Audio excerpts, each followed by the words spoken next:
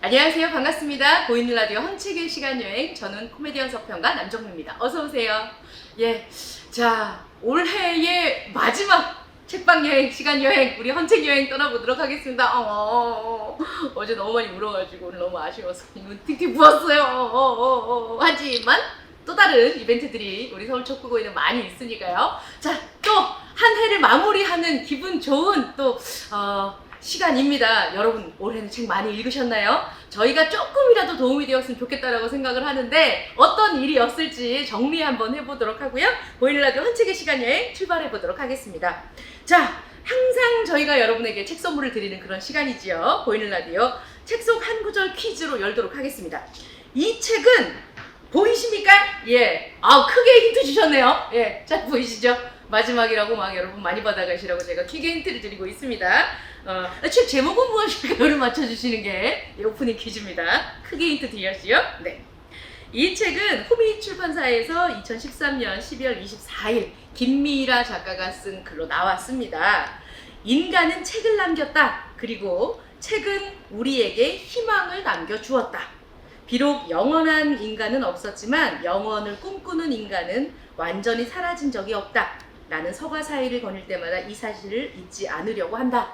라고 책에 이렇게 김미라 작가님이 글을 쓰셨어요.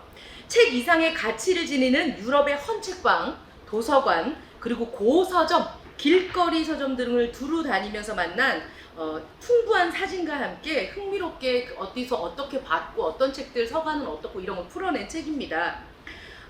사실 요즘에도 좀 그런 책이 많이 나왔죠. 아직은 헌책으로 분류가 되지 않았습니다만은 브루클린 책방은 커피를 팔지 않는다라던가 아니면 실례지만 이 책이 시급합니다라든가 서점 일기라던가 그 책 관련된 독립출판된 책들을 보고 느끼시는 것들을 쓰신 책 관련 책들이 굉장히 많이 나와 있거든요. 이 책이 아마 그 책의 조상님 할머니 정도 되지 않나 하는 생각이 들어요.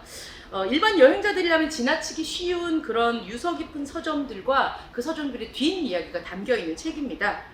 더불어 책을 읽는다는 것은 이 독특한 행위, 독서란 행위에 대해서 또한 책의 파괴와 보존의 역사를 통해서 이 책이라는 매체가 갖는 지적, 감성적 관계를 조명하면서 책에 대한 내용이 나와 있는데요.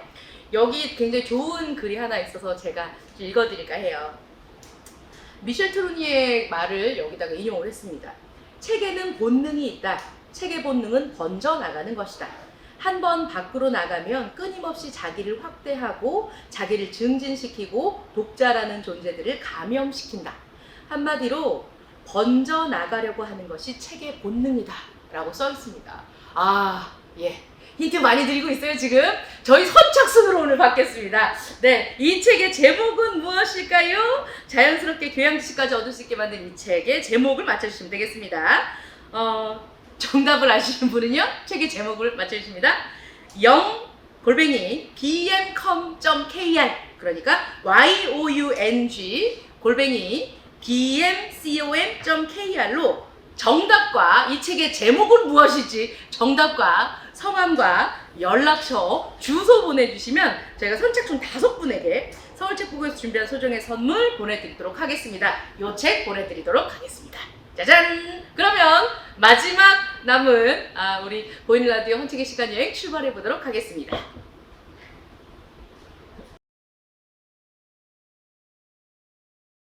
네, 보이는 라디오 헌책의 시간 여행 첫 번째 순서죠. 예, 책으로 읽는 영화, 서울책보고 백민철 대표와 함께하는 영화로 보는 책 이야기 나눠보도록 하겠습니다. 서울책보고 대표님, 백민철 대표님 어서 오세요. 네, 안녕하세요. 이렇게 짜잔! 선물입니다. 감사합니다. 이런 꽃 선물을. 네, 정말 너무 잘생겨서 어떤 네. 것이 꽃인가 헷갈리네요. 감사합니다. 네, 형제들한테 인사 좀 하시죠. 꽃 선물 받아보긴 또 처음이네요. 네, 감사합니다. 예, 너무 기분이 좋습니다. 그러세요? 네, 드렸는데도 좋네요. 참 진짜 꽃으로도 때리지 말라고 했는데 절대 때리면 안 되죠. 너무 예뻐요. 저한테 이거 주시더라고요. 어디서 뜯어와가지고 여기 막 옆에 보면 남의 집 거 다 티나는데. 아니에요. 선물 드린 거예요, 선물로. 너무 기분 좋습니다. 예쁩니다. 올 한 해 좀 정리 좀 해볼까요? 벌써 1년이에요, 대표님. 올해가 네. 오늘을 마지막이긴 한데. 네. 우리 올해가 마지막인가요? 예, 서울책보고에서 하는 헌책의 시간 여행 올해 마지막입니다. 나 다음 달 거 있는 줄 알고 다음 달 거까지 준비했는데. 됐어요. 혼자 와서 찍어요 그럼. 생각을 못했네. 아니 그 요번에 아트책 보고가 개관했잖아요. 아 맞다. 축하드립니다. 뭐 이야. 예. 뭐 그럼 그 이름은 뭐예요? 서울 책 보고? 서울 아트책 보고. 서울 아트 책 보고. 네, 고척동에 있나요? 고척돔 지하에 있어요. 아 고척돔 경기장 네, 거기 지하에. 서울 책 보고가 이게 잘 돼가지고 네. 거기 두 번째 이제 책 보고가 생겼는데 오. 우리는 테마가 이제 헌책이잖아요. 네. 거기는 이제 아트북. 아트북이 뭐예요? 예술북, 당황한데. 미술북. 네, 그러니까 뭐 뭔데요? 얘기해주고. 그러니까 책을 그러니까 아트북이라는 거는 사실 뭔가 아티스트 북이라는 것도 있고 뭐 아트북 약간 뭐 어떤 정의하기가 좀 어렵긴 한데 책이라는 게 어떤 그 예술 활자를 읽는다는 걸 좀 넘어서서 네. 그 책을 가지고 어떤 예술적 체험을 하는 뭐 주로 이제 미술 기반의 책들이 많긴 한데 사실 서울 아트 책 보고에는 뭐 미술뿐만 아니라 뭐 건축, 영화, 뭐 그다음에 뭐 음악이라든지 뭐 여러 가지 그런 예술 장르의 책들을 다 해놓은 걸 이제 아트북으로 통칭해서 거기에 조금 이제 대중적인 것과 좀 매니아적인 그런 네. 것들 책들이 좀 있어요.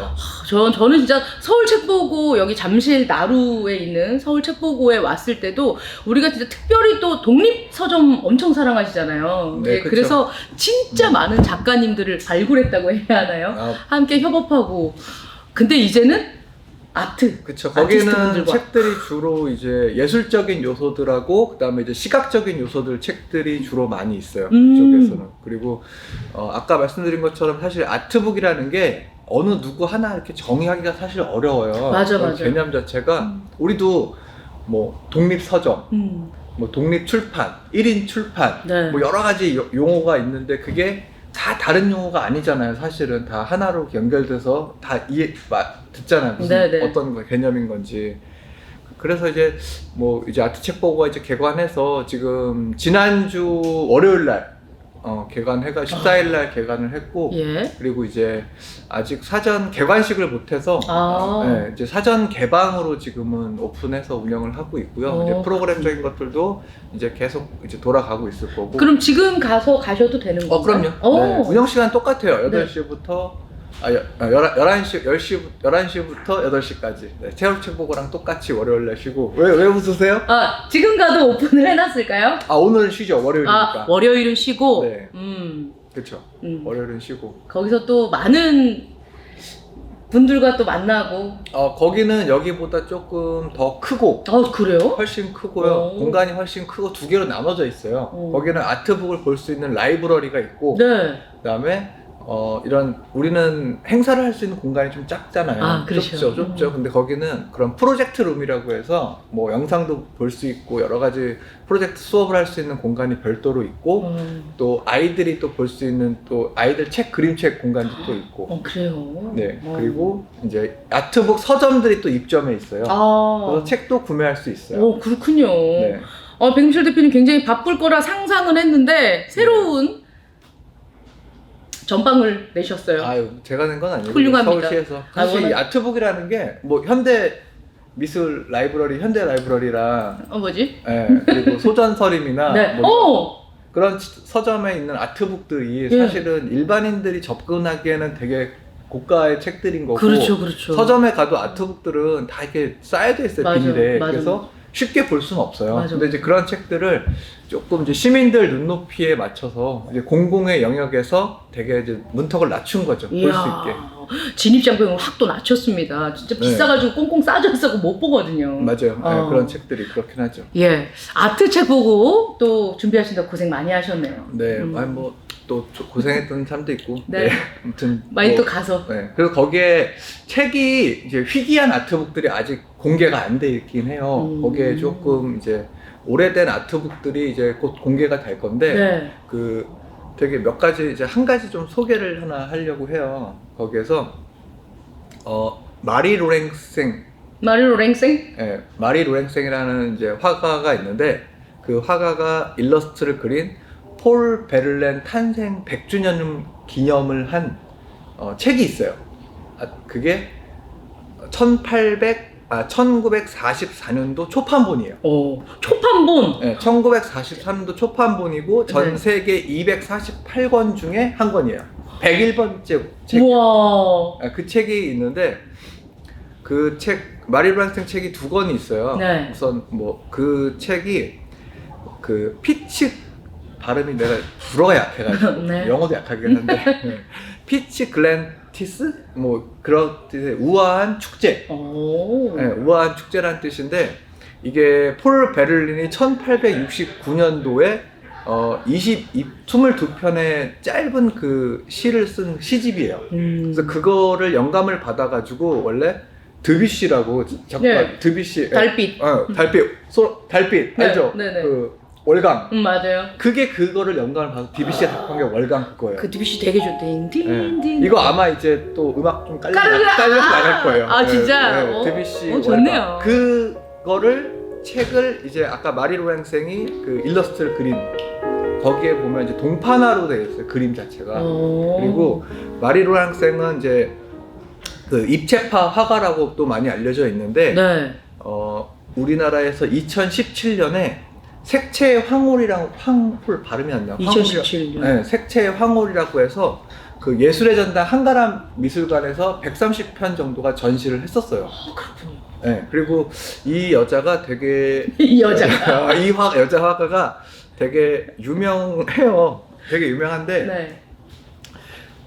화가기면 하면서 그 아까 말한 대로 근데 아까 입체파라고 했잖아요. 네. 피카소. 입체파의 피카소잖아요. 네, 눈 옆에 앞으로 있고 막 이렇게. 초반에는 그랬어요. 그림풍이. 아. 그러다가 나중에는 되게 파스텔풍의 여자들만 이렇게 좀 그리면서 좀 약간 우울하면서 몽환적으로 좀 그림이 바뀌었어요. 그때 작품인 거고 그걸 되게 좀 아름답게 표현을 했는데 그 당시 때에는 그 장곡도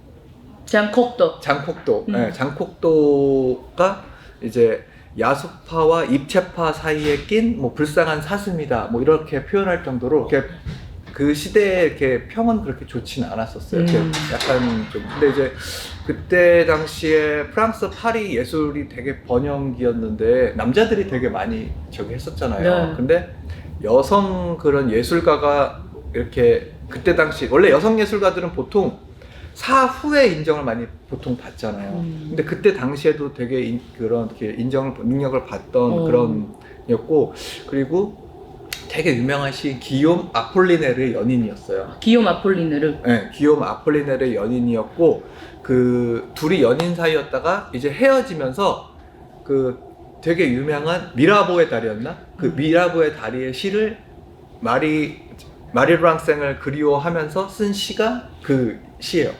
그리고 이거는 맞는지는 모르겠는데 그 둘의 어떤 그 둘의 연인 그거를 가지고 만든 영화가 하나 있는데 줄앤 짐이라고 네. 그 프랑스와 트리포 감독이라고 네, 장리 꼬다르하고 같이 이렇게 프랑스의 누벨바그를 대표하는 되게 유명한 감독이 있어요. 자전거 도둑? 그거는 이태리 영화. 그래요? 네, 거기 자전거 도둑은 다른 사람? 갑자기 생각이 안 나네. 또 알았었는데. 네. 아무튼 그렇게 있었고 그 책이 우리가 그 책이 이제 곧 한 12월 달에 이제 공개해서 이제 공개할 예정이고. 이렇게 귀한 건데. 네. 248권? 전 세계? 그쵸. 이거밖에 없는데 248권 중에 101번째 책. 네. 이거 우리가 직접 못 만져보겠죠? 그거보다 더 귀한 책이 또 있어요. 아, 그래요? 이상한 나라 앨리스 1930년도 초판본도 있어요. 아니, 어떻게 구했어요, 그걸 다? 다 구했습니다. 이거 삼성이랑 다 알고 지내는 거 아니에요? 아니. 리움 미러드 아마존. 대기업을 알고 있네. 그래서 그 짱이다, 이상한 진짜. 나라 앨리스는 원래 이상한 나라 앨리스 사파가 예. 그 안에 화가들이 그린 3대가 있어요. 3대 화가들이? 달리. 살바도르 달리. 달리랑 막스 에른스트랑 예. 그다음에 마리 브랑생. 이 세 명이 그린 이상한 나라 앨리스가 세계 그 화가가 그린 3대 이상한 나라 앨리스인데 네네. 그것도 있어요. 그렇구나. 네, 그러니까 이거를 펴볼 수 있냐고요. 이제 보여드릴, 이제, 우선은 이제 보통 책은 이제 네. 오픈돼서 이렇게 하지만 보여드리려고 하고 있어요. 이렇게 또 얘기한 거 보니까 유리관 안에 들어가 있네. 에? 잠들어 있는 아름다운 잠자는 숲속의 공주처럼 유리관 안에 들어가 있겠어. 그쵸. 그래서, 사실 이걸 보는 게 어디예요? 얼마나 영광이네 진짜. 그래서 와. 아까 그 마리 로랭생 얘기를 잠깐 좀 하게 되면은 네네. 그 예전에 아까 제가 기욤 아폴리네르의 연인이라고 했잖아요. 근데 보통 여자들은 그 여자들의 어떤 예술적인 것보다는 누구의 뮤즈, 누구의 부인, 누구의 아내, 연인 약간 그렇게 보통 하잖아요. 불리죠. 네, 제일 뭐 좀 유명한 게 이제 그 로댕.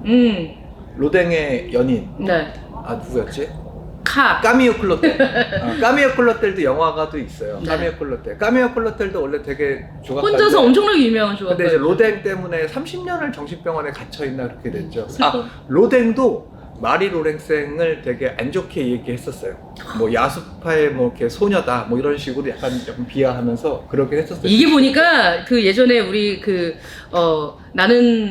나는 사랑한다의 김명순 소설가도 그렇고 여성 작가들이 남성들의 작품 속에 이렇게 있는 그 화단이라고 해야 되나요? 그쪽 이제 문단에 들어가게 되면 이쪽에 있는 사람들이 자꾸 막 다 약간 연인처럼 동년배로 안 보고 하다가 그거는 그때 당시에 제가 이게 정확한 내용인지 모르겠지만 옛날에 우리 몽마르트라고 하잖아요. 네. 거기가 예전에 임대료가 되게 싸서 거기에 그 당시 때 예술가들이 거기에 많이 모여 있었대요. 아하. 그러니까 거기에서 서로 교류도 하고 하면서 연인 사이로 발전을 했겠죠. 그쪽에서. 이제 아까 말한 대로 아폴리네르랑 헤어지고 나서 독일인하고 결혼을 해요. 그랬다가 세계 1차 대전이 나면서 프랑스에 못 들어오고 이혼을 하고 나중에 1920년도에 다시 프랑스로 돌아오게 돼요. 아하. 약간 기구한 삶이죠. 그리고 어렸을 때 되게 가난했어요. 좀 못 살았었고 뭐 이렇게 부유하게 자랐던 사람은 아니었던 거고. 그래서 되게 유명한 작품이 또 하나 있어요. 하나 더. 그 마드무아젤 샤넬의 초상. 샤넬 알죠? 코코 샤넬? 그 샤넬의 자기 초상을 그 마리 로랭생이 여자들 그림을 많이 그렸는데 여자들을 그 샤넬도 자기 그림을 그려달라고 그랬어요. 그래가지고 샤넬 그림을 그려놓은 게 있는데 보면 뭐 이렇게 파란색 이렇게 옷은 이렇게 약간 여신 같은 거에 개를 한 마리 앉아있고 되게 우울하게 조금 암울하게 이렇게 있는 그런 있는데 샤넬이 그 그림을 보고 이건 내가 아니다라고 그 그림을 샤넬이 돌려보냈대요. 아하. 근데 유명해진 거는 그 샤넬의 초상하고 피카소의 초상을 그린 것 때문에 마리 로랭생이 원래 유명해진 거죠, 사실은. 정작 이렇게 마음에 안 들어했네요. 이걸 제안하는 사람. 그러니까 그림도 그리지만은 뭐 제가 뭐 무대 디자인이라든지 의상 디자인, 발레단의 발레 디자인이라든지 그런 것들도 하고, 그리고 이제 동파나도 배웠어요. 동파나, 석파나를 배웠는데 아까 말한 책에는 이상한 나라 앨리스에는 석파나 6점이 들어가 있는 거고, 네. 아까 말하는 그 우아한 축제에는 이제 컬러 동파나 1점과 흑백 동파나 10점, 11점이, 총 12점이 이렇게 그려져 있는 책이에요. 그림만 있어요, 그 책에는. 재밌겠네요. 이거 가서 봐야 될 것 같아요. 이것도 이제 서울 아트책 보고에서 오픈할 수 있는 그 기간이 정해져 있을 거 아니에요? 저희도 이제 그 책 말고도 또 되게 많은 책들을 이번에 아트북, 이제 시중에 없는 예전에 있는 그런 아트북들을 많이 사다 놔서 네. 구해가지고 지금 이제 점차적으로 이렇게 전시처럼, 우리 책 보고 사는 전시처럼 대단합니다. 이렇게 이제 보여주려고 하고 있고, 그러니까 뭐 이런 이제 책들이 있고, 그 다음에 아까 얘기한 이 책이 폴 베를렌이라고 했잖아요. 네. 폴 베를렌 탄생 100주년, 되게 유명한 시인이에요. 폴 베를렌은. 폴 베를렌이 누구냐면은 랭보의 연인이었어요. 그렇군요. 남자 연인. 남자. 아하. 둘이 남자 연인. 예. 근데 둘이 이제부터 얘기가 길어질 수도 있어요. 좋아요. 재밌네요. 이제 본격적인 얘기인 거야. 이제 시작이야. 이제 시작인 거야. 마리 로랭생 얘기가 본격적인 게 아니라 여기서 폴 베를렌 얘기가 시인이고, 좋아요. 그 책이었는데 네. 둘이 실제로는 10살 차이라고 해요. 나이 차이가. 네. 그리고 랭보는 되게 천재 시인으로 하는데, 그 랭보가 원래 그 썼던 시들이 다 16살부터 19살 때 썼던 시들이에요. 다. 아, 제일 감상이 아주 뛰어날 때 그때 감성적일 때 썼네. 그때 시를 16살 때 쓴 시를 폴 베를린한테 보내요. 그래서 그 시를 받아보고 그리고 나서 이제 랭보를 만나게 되죠. 네. 근데 랭보랑 둘이 베를린은 와이프도 있었고 자식도 있었어요. 저런. 네, 그 당시 때. 네. 그때 그 둘의 연인 사이에 랭보의 시점으로 나온 영화가 하나 있어요. 토탈 이클립스. 오, 정답. 맞아요. 아, 토탈 이클립스. 어떻게 알았어요? 너무 재밌게 봤어요, 사실. 네, 사실은 저는 그때 이제 언제 나왔는지 모르겠지만 토탈 이클립스를 보고 1995년도작이에요. 그때 랭보 완전 잘생겼다 이러고 랭보를 찾아봤는데 토탈 이클립스에 나왔던 레오나르도 디카프리오가 연기했잖아요. 그치요. 랭보를. 예. 그리고 찾아봤더니 좀 폴 베를린은 데이비드 둘리스라고 네. 그 해리포터에서 예. 그 교수님 약간 이렇게 누군지 알죠? 아는데 그분이 말라가지고 그 뭐더라 그 이름이 그 리머스 루핀이었나?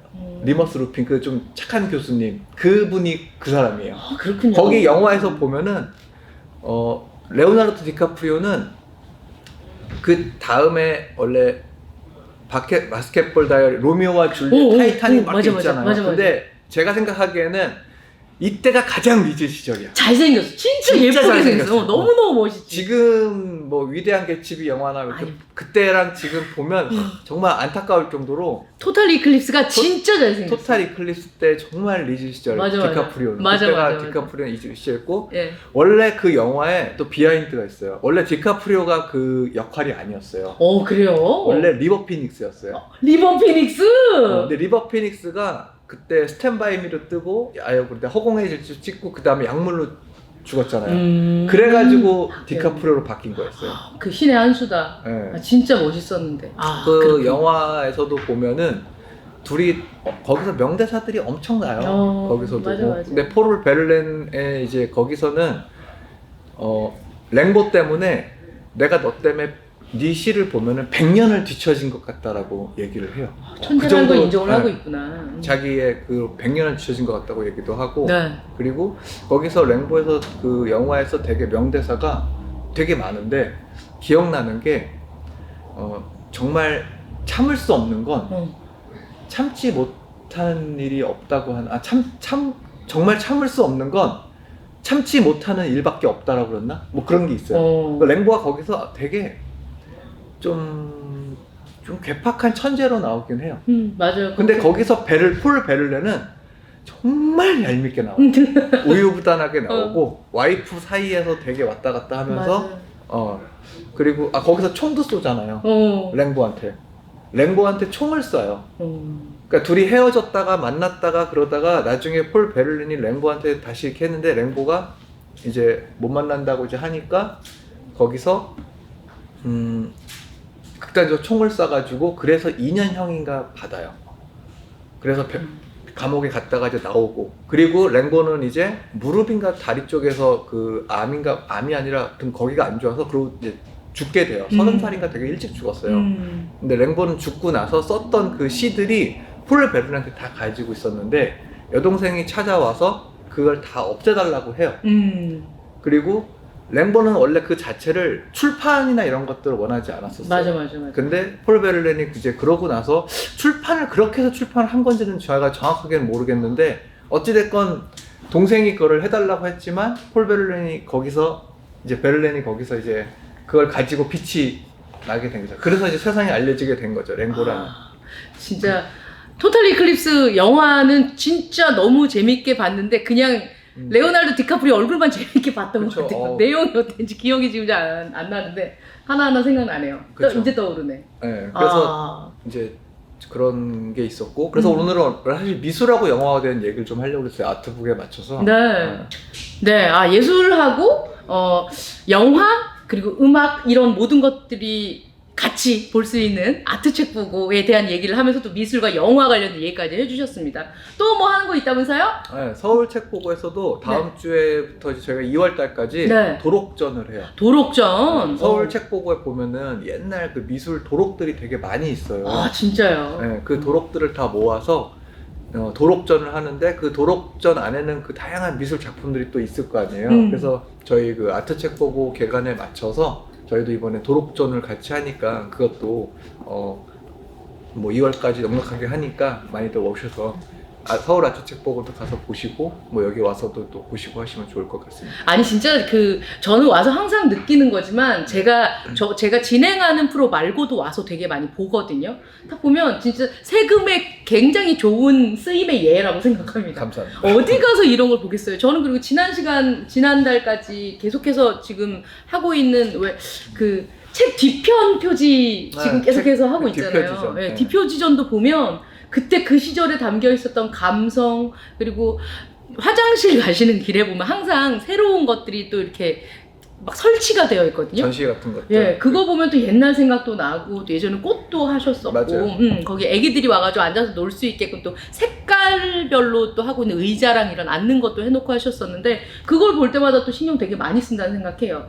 이 아트적으로 되게 좀 아티스트들과 협업을 되게 많이 한다 생각했는데, 진짜 본장이 열리는군요. 그렇죠. 그러니까 이게 서울 책보고가 어찌됐건 이제 두 번째 책보고가 생기면서 네. 책보고만의 어떤 가치가 조금 명확해지는 것 같아요. 사실 이게 도서관하고 다른 책공간하고 다르잖아요. 책보고는. 맞아. 그러니까 책을 보다라는 이제 중의적인 보물이 되고 보다라는 중의적인 표현이 있듯이 이 책에 어떤 우리가 새로운 가치를 만들어서 그 책이 보물이 될 수 있게끔 하는 공간이라는 의미를 가지고 있잖아요. 그래서 헌책도 지금 그렇게 하고 있는 거고, 거기 아트북도 마찬가지로 이제 예술적인 것들, 이제 시각적인 것들에서 어떤 그 책을 통해서 어떤 우리 시민들의 그 예술적인 문화적인 어떤 풍요로움을 주는 네. 그런 공간인 거죠. 함양시키고 증진시키는. 그쵸. 아 네. 진짜 와서 어떤 걸 느끼냐면, 헌책의 시간 여행을 진행하면서 와서 볼 때마다 저는 이제 책을 많이 구매를 하려고 하거든요. 와서 쫙 돌면 예전에는 되게 귀한 책들 사실 잘 없었어요. 왜냐면 귀한 책들은 입점하신 선생님들이 갖고 계시구나 이 생각이 들 정도로. 초반에 초창기 개관할 때 많이 팔렸어요. 그때. 그렇군요. 네, 초창기 개관할 때 좋은 책들, 그런 희귀책들은 다 네. 팔렸었어요. 그 당시 때. 이제 지금 와서 봐서 고르잖아요. 이제 저희 온라인도 있거든요. 장바구니에 담아놓고 잠깐 일하고 와서 보려고 하면 나갔다고 안 떠요. 그래서 진짜 많은 분들이 이용하시는구나 하는 생각이 들더라고요. 맞아요. 진짜 많이 오시네요 이제는. 그러니까 책을 판매하는, 여기는 이제 서울책보고는 좀 판매하는 공간, 판매 서점들이 좀 많이 되어 있지만, 네. 아트책보고는 이제 그렇지 않다 보니까 그런 문화적인 프로그램적인 부분들과 이제 라이브러리가 더 큰 게 포지션되어 있고요. 아무래도 근데 거기도 그렇고 서울책보고도 마찬가지고, 중요한 거는 이게 우리가 이거를 다 뭔가 혼자서 다 하는 게 아니라, 맞아요. 이 서울책보고라는 그러니까 이제 아트책보고 두 개니까 이제 책보고라는 이 공간 자체는 여러 사람들과 어떤 관계를 맺으면서 더 커지는 공간인 거예요. 뭐 작가라든지, 네. 그다음에 아티스트라든지, 뭐 다양한 그런 사람들과 또 서점 주인분들하고 다 그런 관계 맺기를 통해서 이게 서로 풍성해지고, 이게 지금 이렇게까지 발전해질 수도 있고, 거기도 마찬가지인 거고, 그렇게 가는 거지. 뭐 저희가 잘한다고 해서 할 수 있는 그런 공간이 아니라, 같이 시민들도 같이 그렇게 해서 어떤 문화적인 그런 여유로움과 풍요로움을 느낄 수 있는 그런 공간으로 조금 이제 두 번째가 생겼으니까 좀 정체성이 좀 명확해지면서 이제 뭐 세 번째, 네 번째 책보고도 충분히 생길 수 있지 않을까라고 생각해 봅니다. 네, 외국인들도 굉장히 이제 많이 입국을 하고 있어요. 보면 우리 많이 오더라고요. 예, 많은 분들이 또 오셔서 보시고, 서울책보고 보시고, 아트책보고도 가서 보시고 했으면 좋겠습니다. 1년 동안 그렇게 고생 많이 하셨네요. 또 네. 한 해 동안 봐주신 청취자분들, 시청자분들, 독자분들께 한 말씀 좀 하신다면요? 네, 오늘이 라디오 오늘 마지막인 줄 몰라가지고 네. 멘트를 준비를 못했어요. 알았어, 그럼 나한테만 살짝 얘기해줘요. 네.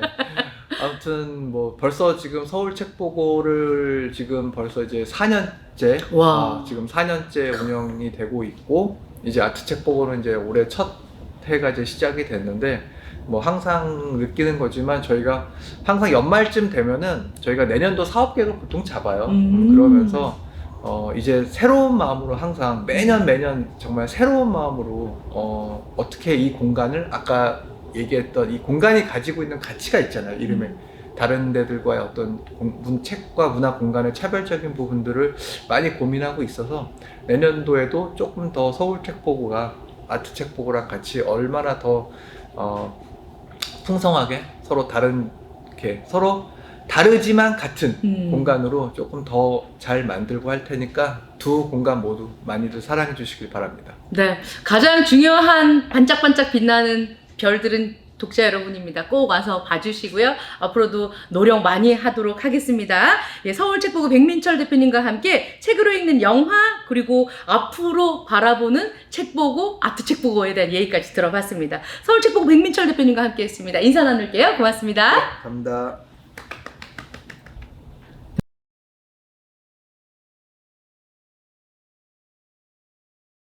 네, 책으로 읽는 영화 서울책보 백민철 대표와 영화로 보는 책 이야기 잘 나눴고요. 자, 두 번째 시간입니다. 책과 헌책방, 최종규 작가가 소개하는 헌책방 이야기에 최종규 작가님 모셨습니다. 어서 오세요. 반갑습니다. 짹짹짹짹짹짹짹짹 뭐 이게 빰빠라빰빰빰 이런 거 하면 안 될 것 같아요. 최종규 선생님한테는 짹짹짹짹 아니면 사마구나 이런 거 해드려야 돼요. 자연 친화적인 분이신데 아니 최종규 선생님. 네. 저희가 지난달에 이제 11월임에도 불구하고 이렇게 민소매 입고 오셔서 오늘은 긴 옷을 제일 긴 댁에 가지고 계신 소장용 중에서 가장 긴 옷 입고 오셨다고 합니다. 아 땀나네요. 보기만 해도. 네, 그렇죠. 그래서 지금 씻고 왔습니다. 아 진짜. 아니 근데 선생님 네. 안 추우세요? 안 더우세요? 아 집에서 가장 긴 옷 입고 오셨어요. 예. 오늘 날씨가 많이 포근해서 네. 오는 길에 보니 저처럼 반소매 반바지 입은 분 많더라고요. 아. 네, 못 타고 오신 거예요? 저는 오늘 막 이렇게 패딩 둘둘 감고 온 분들밖에 못 봤는데. 전철을 전체를 갈아타고 타고 왔습니다. 확실히 이렇게 좀 약간 좀 차갑게 해가지고 다니면 네. 적응이 좀 되나요? 그렇죠. 찬바람도 처음에는 차갑다고 여길지 모르지만요. 네.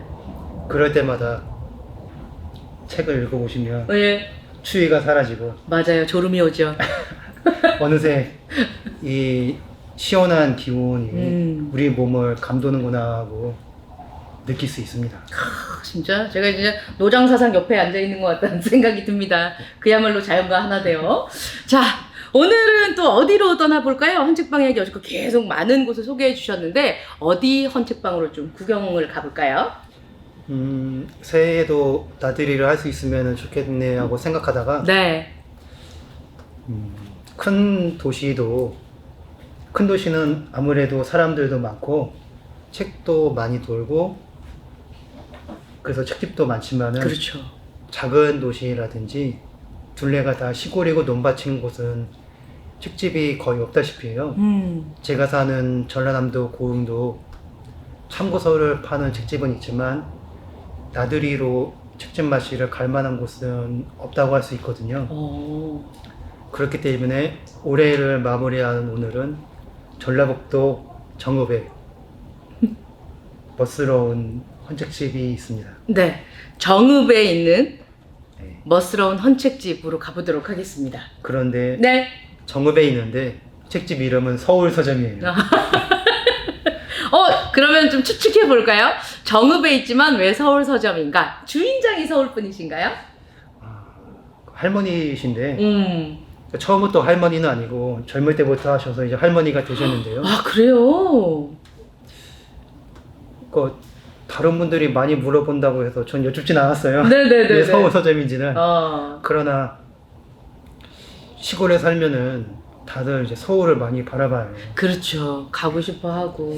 그러다 보니까 서울을 붙이셨을 수도 있고 아무래도 그 정읍이라고 하는 곳이 요즘에는 그래도 작은 도시이긴 해도 시골은 시골이기 때문에 이 시골이라는 곳도 그 떨어진 곳이 아니라 논과 밭 그리고 들과 산이 같이 있는 알고 보면은 푸른 숨결이 한복판에 있는 그러한 서울이라는 뜻으로 붙이셨을 수 있겠다고 생각해요. 그러니까 서울이라는 말이 요즘에는 그 수도를 가리키는 네. 그런 이름으로 많이 쓰지만은 예전에는 사람들이 많이 모이는 도시를 가리키는 이름이거든요. 아 그렇군요. 서라벌이라는 이름도 네. 그 옛말이에요. 서울을 가리키는 옛말. 아. 서라벌이라든지 서울이 공공히 보면 새벌이에요. 새벌. 새롭게 닦은 벌. 음. 그러니까 새로 가꾼 곳, 요즘 말로 치면 도시가 서울을 가리키는 이름이에요. 그러면 그 정읍에 있는 서울 서점도 네. 새로 가꿨기 때문에 가꾼 서점이다라는 뜻으로 쓰일 수도 있겠다라고 추측해 볼까요? 헌책이라고 하는 게 네. 들어보면은 허름해 보일 수 있지만요. 그 헌책도 두 가지거든요. 새 책도 그렇고 책을 읽는 사람 손길이 거칠면은 어제 산 책이지만은 너덜너덜할 수 있어요. 바로 어제 산 책이고. 맞아요. 그런데 책을 정갈하게 읽으시는 분은 그 책을 산 지 20회, 30회가 됐는데 마치 어제 산 책처럼 정갈하거든요. 그러니까 서울이라는 그 오랜 우리말이 새롭게 가꾼 마을을 가리키는 뜻이기 때문에요. 헌책집에서 이름 붙인 서울 서점이라면은 이 헌책에서 새롭게 읽을 수 있는 이야기와 슬기, 마음이 있지 않느냐.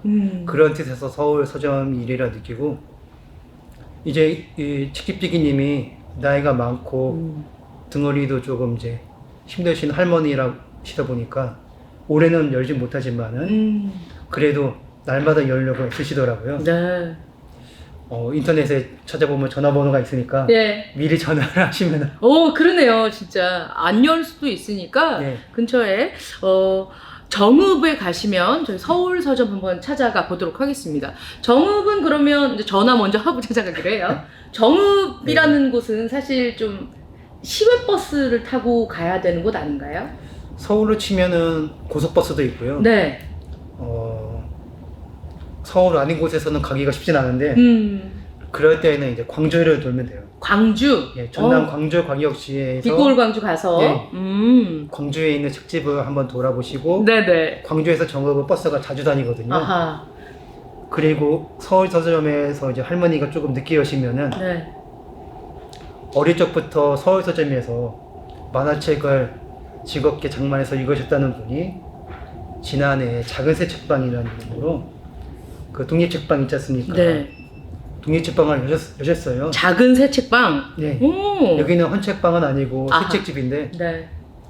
처음에는 임실에서 여셨다가 임실. 정읍으로 옮겨오셨는데 작은 새 책방에서 차 한잔 마시면서 서울 서점 할머니가 언제 여시나 기다렸다가 이렇게 나들이를 해보실 수도 있습니다. 네. 작은 새 책방은 그럼 커피를 파나 봐요? 네. 차 같은 거를? 차도 있습니다. 그렇군요. 좀 친구 굳이 서울 서점 기다리면서 오픈 기다리면서 가도 되지만 네.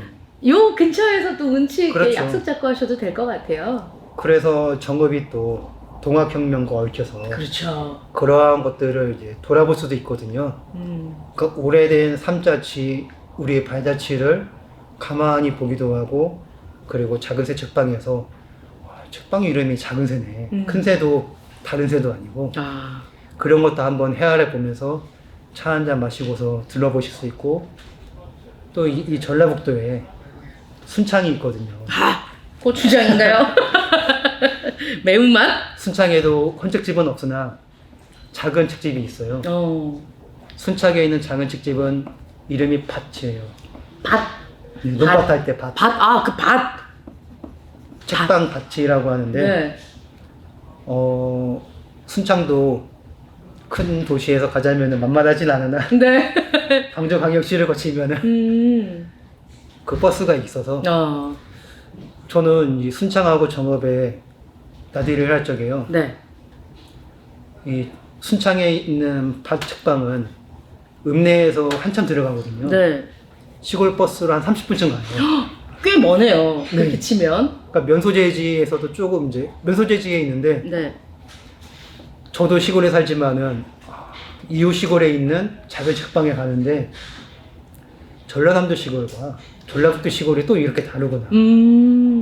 그래서 경상도에 사시는 분이라면은 경상도 시골하고 전라도 시골이 또 이렇게 다르구나. 이제는 우리가 책방에서 더 많은 책을 사는 것도 좋지만은 책방에 오가는 길에 이러한 자연환경, 숲을 들을 끼고 또 냇물을 지나가면서 그야말로 논밭 빼고 없어요. 시골 버스 타고 가면서 네. 손님도 할머니 빼놓고서는 드물거든요. 네. 책방 가는 길에 30분, 다시 읍내로 나오는 길에 30분, 그러니까 1시간인데 시골 버스를 타고 천천히 오가는 이 길도 종이에 얹지는 않지만은 우리가 살아가는 터전, 도시라는 곳이 버틸려면은 알고 보면은 시골 논밭에서 거두는 곡식이 있어야 하고 열매가 있어야 하고 그러한 것들이 있기 때문에 서울도 서울답게 있고 시골도 시골답게 살아갈 수가 있어요. 네.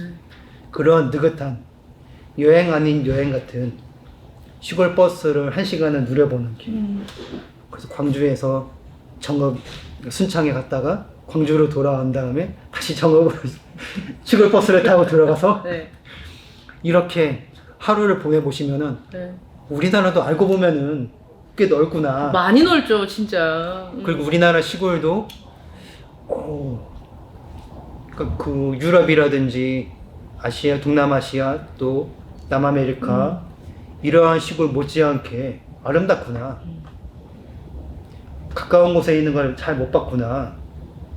그러니까 문화유산 답사기는 많은 분들이 보시고 문화유산을 찾아다니시는데 알고 보면 시골은 문화유산이라기보다는 그냥 시골이거든요. 네. 골고사사 다른 시골은 어떨까 하면서 그 골고사사에 작게 깃든 작은 책집을 찾아서 그리고 이 작은 도시에 있는 서울서점이라는 할머니가 꿋꿋하게 이어가는 이 작은 헌책방에는 어떠한 책이 깃들었을까 지난달에 다녀오면서 아주 재미있었거든요. 네. 얼마나 재미있는 책이 많은지 몰라요. 어떤 책이 있던가요? 뭐 전라도이기 때문에 김대중 선생님 책도 있고 네. 그리고 예전에 방공웅변 같은 거 많이 시켰는데 우리 남정미 님은 해보신 적 있나요? 방공웅변? 방공독후가? 방공 독후감까지는 아니고 그냥 네. 1학년 때까지는 네. 그 이제 초등학교 1학년 때까지는 그런 거 그렸던 것 같아요. 포스터 이런 거 그런 거 했던 것 같은데요. 저는 그래도 어쩌다 보니까 나이가 조금 더 들어서 네. 그런 것을 이제 주마다 했었거든요. 주마다 했어요. 네. 와 진짜. 그때는 시키니까 이제 해야 했는데 그때 얽힌 책이 또 있더라고요. 그 반공 포스터나 이런 걸 그리기 위한 걸로 그렇죠. 참고 자료로 쓸 수 있는 책. 예, 북쪽에 누구를 이제 뭐 그 멸공하자 뭐 이런 예, 거. 그 돼지로 뚱뚱한 돼지로 그린 그렇구나. 그런 책이 하나 있길래 기꺼이 샀어요? 돈 주고서 샀죠. 이제는 다 이제 그런 책이 사라져버리고 없으니까요. 그렇죠. 그런 책도 있고 지나간 우리 자취를 다루는 책, 그 요즘에 나온 책도 같이 있거든요. 헌책방 다니신 분들은 알겠지만 헌책방에는 오래된 책과 새로 나온 갓 나온 책이 같이 있어요. 그러니까 두 가지 책을 같이 볼 수 있는 그러니까 시간 여행이자 오늘을 돌아보고 어제를 되새기는 그러한 나들이를 할 수 있습니다. 사실 서점을 가서 책방을 가보면 지금 어떻게 이 사회가 돌아가고 있는지 네. 연간 7만여 종 정도의 책이 새 책이 나오니까요. 그 중엔 또 얼마나 많은 사람들이 다양한 생각을 품고 있겠습니까? 네. 헌책방의 매력은 그 시절의 사람들은 이렇게 생각을 했구나. 하지만 우리는 그 시대에 전쟁 시대를 겪은 할머니하고 블루투스를 사용하는 태어날 때부터 디지털 네이티브인 어린이들하고 같이 생활하고 있는 공존하고 있는 나라란 말이에요. 그러니까 그렇죠. 그때 그 시절에 살았던 분들도 이해할 수 있고 네. 지금 이 친구들의 어떠한 생각인지도 이해할 수 있게 만들어주는 것이 책이 아닌가. 그리고 그것의 가교 역할을 하는 장소가 서점이나 책방이 아닌가 하는 생각이 듭니다. 네. 예쁘네요. 작은 새 책. 서점에서는 새로운 책을 팔고 또 서울 서점에서는 할머니께서 오래된 옛 추억과 그리고 우리에게 본보기 될 만한 얘기들이 담긴 책을 판매하고 계시고요. 네. 그리고 순창 그 밭책방에서는 그분이 농사를 지으셔서 네. 그분이 거둔 쌀도 살 수 있어요? 책방에서 와, 거기 쌀을 파는 책방입니다. 훌륭하네요. 그리고 예. 그 유기농 음. 쌀이기도 하고 네. 그분은 마을 어르신들이 거두는 살림살이를 한 달에 한 번씩 밥 보따리라고 해서 밭보따리. 무엇이 담긴 보따리인지는 수수께끼 오. 고추장에 담길 수도 있고 네. 엿이 담길 수도 있고 밤에 담길 수도 있고 그 시골 할머니들이 할아버지들이 거둔 정갈한 살림을 받을 수 있는 보따리도 하시거든요. 예. 그래서 그렇게 하시는 젊은 분도 시골에 와서 계시고 책방까지 여시니까 어떻게 보면은 작은 걸음으로 우리가 걸어가는 앞날이 알차고 재미있지 않을까 그 생각을 해요. 참 많은 다양한 생각하시는 분들이 많네요. 상생을 네. 위해서 서로 연대를 해야 된다. 힘들 때 같이 또 해서 아이디어로 이렇게 젊은 세대들의 어떠한 그런 기동성과 이렇게 빨리빨리 할 수 있는 기술력이 어른들의 차분하게 잘 기른 제철 농산물과 만나서 또 가까운 곳에 택배나 이런 걸로 해줄 수도 있고요. 밭보따리라는 말이 너무 예쁩니다. 네네. 그래서 어떻게 보면요. 네. 더 많이 거두기는 힘들거든요. 더 많이 거두려면은 돈도 많아야 하고 농기계도 많이 다뤄야 맞아요. 하는데 저도 시골에 살면서 보지만 농기계를 쓰면은 소리가 되게 커서 아무 이제 그 말을 못 들어, 못해요. 못 들어, 맞아요. 그런데 작게 꾸리면은 많이 팔 수는 없지만은 같이 수다를 떨고 같이 김장도 하고 같이 이제 싸고 보내고 하면서 오순도순 노래도 하고 그 수다가 있거든요. 그 책방도 그러한 이음다리, 이음목, 징검다리가 아닐까 싶어요. 네. 서울 책보고도 그러한 데에서 여러 작은 책방을 이어주는 멋진 다리잖아요. 네. 오, 좋은 말이네. 이제 네. 마음의 양식을 파는 곳과 네. 그리고 정말 양식을 파는 것이 한 장소에 있다는 거 좋은 일입니다. 서울 촉백에 대한 칭찬도 감사의 말씀드리겠습니다. 네. 그러면 우리가 작은 소도시에 있는 정읍 그리고 순창에 있는 책집 좀 알아봤고요. 네. 두 번째 시간은 코너 속의 코너죠. 예. 네. 이거 어떻게 우리말로 어떻게 표현해야 될까요, 선생님? 뭐 작은 새 책방도 얘기했듯이 네. 뭐 작은 꼭지죠. 예, 작은 꼭지 중에 작은 꼭지. 네. 최정기 작가님의 이제 동시 열전 한번 들어가 볼까요? 오늘은 또 시적인 어떠한 그런 영감이 떠오르셨는지. 이 지난달에 네. 문득 떠올라서 써봤는데 나중에 이제 쓰고서 이제 알아보니까 뭐 저희는 집에 텔레비전을 안 모셔서 네. 다른 분들은 많이 보셨다고 하는데 우영우라고 네네네네. 변호사 우영우. 네. 그런 게 있구나 하고 이제 나중에 이제 알았지만은 그 우영우 변호사 이야기가 이분을 모델로 해서 네. 찍었다고 하더라고요. 오, 그래요? 네. 누군가요? 이분이 1947년에 태어나서 아직도 이제 꿋꿋하게 현역에 계신 템플 그랜딘이라고 하는 네. 혼자 사시니까 뭐라고 불러야 할까? 아주머님이라고 할까요? 할머니라고 할까요? 네. 이번 이야기를 쓴 동시에요. 먼저 네. 동시를 읽어보겠습니다. 네. 템플 그랜딘. 누가 널 때리면 아프지? 말, 소, 돼지, 닭, 개 모두 때리거나 찌르거나 걷어차면 싫어. 아프고 끔찍하고 넋이 나가. 채찍질로 길들이려 하면 마음이 골다가 죽어.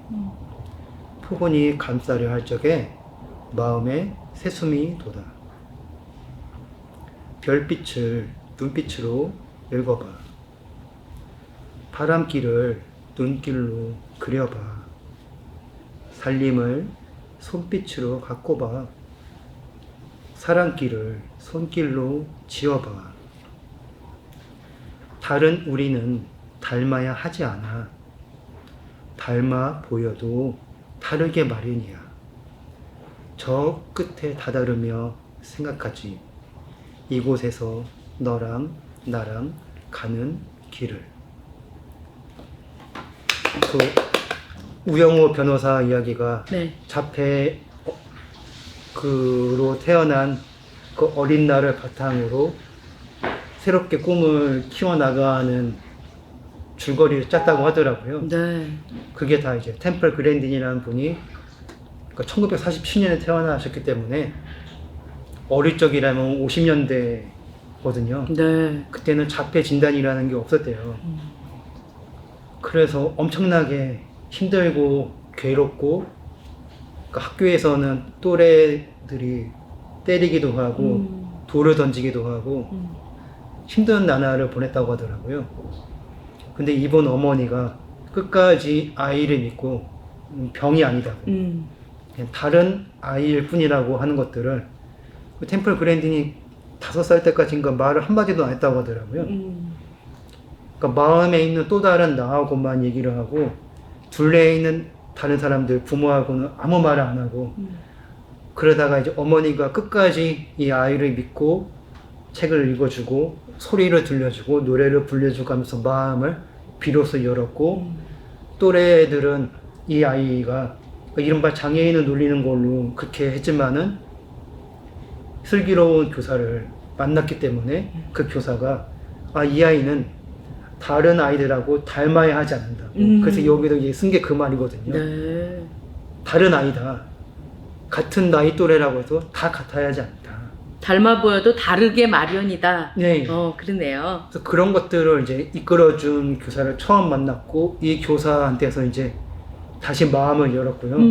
그 다음에 더 이제 나가서 스스로 공부하는 길에 대학교 가는 길도 그 길잡이가 알려줬고 그 다음에 또 대학교에서도 훌륭한 길잡이를 만나서 그분한테서 그러면 나도 꿈을 키울 수 있겠구나.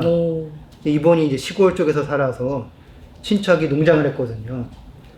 농장에 가면은 언제나 사람보다는 소나 돼지나 말 무엇보다도 말하고 소하고 마음으로 얘기를 했대요. 이 템플 그랜딘은 말하고 소가 하는 말을 다 들을 수 있었대요. 사람들이 하는 말은 다 잡음으로만 들렸다고. 그러다 이 잡음으로만 들리던 말을 어머니하고 교사 한 사람이 이끌어줬고 그 다음에 이제 스스로 밤하늘 이제 별을 보다가 그래 저 별처럼 나도 무언가 새의 빛을 볼 수 있겠지 하는 그런 걸 깨달았다고 했고요. 그 다음 이분이 이제 대학교에 가서 이제 한 것은 동물을 그러니까 우리가 이제 고기를 먹는 그 축사에서 기는 동물을 다들 너무 학대를 하는데 네. 학대받은 짐승을 고기로 먹으면은 그 고기를 먹는 사람이 건강할 수 있겠느냐. 이 소도 괴롭겠지만 사람도 똑같다.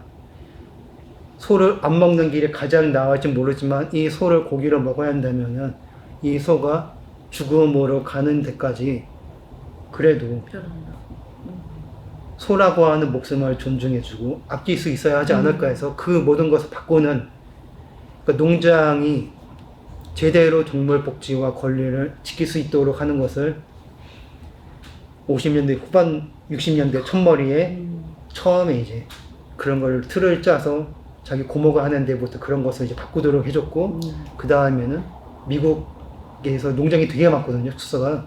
그런 데서 그 환경을 바꾸는 것을 이끌어냈다고 하더라고요. 그 요즘에는 이제 동물 복지나 보호에서 이번 템플 그랜딘이 읽어낸 것들을 다들 많이 배우기도 하고 이야기를 하는데 네. 그런 것들을 이제 그 조금씩 알려졌기 때문에 우리나라에서도 우영우 변호사가 이분이 자라오고 배우고 사회활동한 것들을 그 연속극에다가 그대로 그 변호사로만 바꿔서 네. 그렇게 그랬다고 하더군요. 그렇군요. 템플 그랜딘도 그런 얘기를 하지 않았을까 싶습니다. 우영우 변호사, 이상한 변호사 우영우에 보면 제일 끝에 이게 무슨 느낌인지 알아? 이것은 뿌듯함이야! 이렇게 얘기를 하는 장면이 있는데 네. 템플 그랜딘도 뿌듯함이야! 라고 얘기를 하고 있지 않을까 하는 생각이 드네요. 맞아요. 다른 우리는 닮아야 하는 거 아닙니다. 꼭 같으면 그게 이상한 거죠. 네. 예. 닮아 보여도 다르게 마련이야. 템플 그랜딘의 대상으로 해서 이렇게 글까지 동시까지 써주셨습니다. 올 한 해 동안 최종희 선생님이랑 같이 좋은 가볼 만한 헌책방도 우리가 가봤고요. 그리고 시인의 즉석에서 막 영감 떠올라서 우리에게 전해주신 동시도 같이 여러분께 들려드렸습니다. 올 한 해 어떠셨는지 좀 마무리는 어떤지 느낌을 좀 들어보고 싶어요, 선생님. 그 마무리로 네. 그 올해에도 예. 이 서울 책보고와 네. 또 저를 비롯해서 책보고 대표님과 또 전석순 비평가님, 네. 소설가님하고 이야기의 꽃을 피워주신 남정민님한테도 뭔가를 하나 드리고 싶어서 넉줄꽃 사행시를 하나 썼어요. 느낌은. 아, 그럼 어떻게 운을 띄워야 되나요? 아니면 그냥 시를 해주시는 건가요? 제가 읽어도 되겠지만 네. 아이고. 여기 이렇게 써서 아, 감사합니다. 이 기분이 굉장히 몽글몽글해지네요. 저를 위해서 이렇게 저희를 위해서 최종기 선생님께서 시를 써주셨습니다. 말 한마디에 생각을 실어 말씨, 글 한 자락에 마음을 놓아 글씨, 손길마다 사랑스럽게 돌보아 솜씨, 온누리 푸르게 보듬는 숨결로 풀씨, 우리는 서로 씨앗지기. 아이고, 저렇게 써주셨습니다. 고맙습니다. 저를 이렇게 생각하고 계셨군요. 네. 최준기 선생님, 감사하고요. 네. 올해 한 해 봐주신 서울책보고 시청자 여러분, 청취자 여러분, 독자님들께 한 말씀 부탁드립니다. 네. 우리는 모두 즐거운 씨앗이라고 생각해요.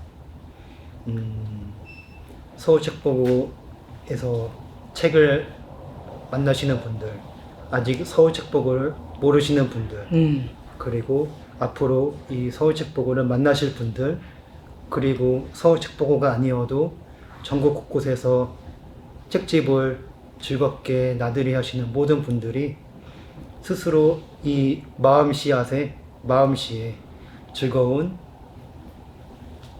이야기 씨앗을 심을 수 있는 새해를 맞이하시면 저도 고맙고 모두 즐거운 일이라고 생각합니다.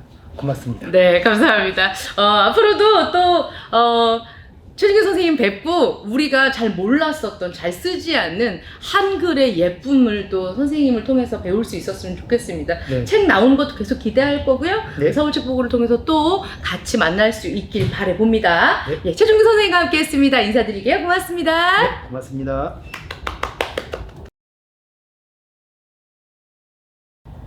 네, 어디서 이렇게 쪽집게 과외를 배울 수 있겠습니까? 전석순 쪽집게 문학 선생님, 소설가 전석순 선생님 모셨습니다. 어서 오세요. 안녕하세요. 반갑습니다. 전석순 작가님과 함께하는 문학 이야기, 책으로 만나는 문학 정말 너무 재미있다. 역시 이렇게 전석순 선생님은 소설뿐만 아니라 재담, 입담도 아주 그냥 재담꾼이다. 이런 얘기 굉장히 많이 하고 계십니다. 좋은 현상이에요. 오늘 귀한 분 오셔가지고 저희가 네.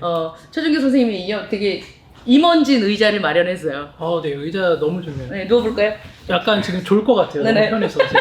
졸지 않도록 좀 긴장해야 될 것 같아요. 선생님 한 해 동안 저희에게 콕 집어서 알려주시는 문학 선생님으로서 해주셨는데 네네. 벌써 1년입니다. I believe in you. 그거 모르는 사람들도 그래요? 있어요. 미안합니다. 네, 젊은 사람들은 또 모를 수도 있어요. 그렇군요. 네. 네, 어쨌건 이 노래는 그냥 되게 옛날 저희 할아버지가 좋아하시던 브라운 아이즈의 벌써 1년이고요.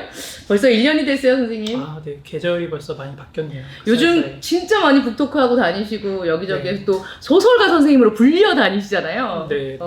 인기를 실감하시나요? 아직 좀 실감이 좀 안 되는데 조금 더 얻은 다음에 내가 실감을 하도록 하겠습니다. 네, 알겠습니다. 네.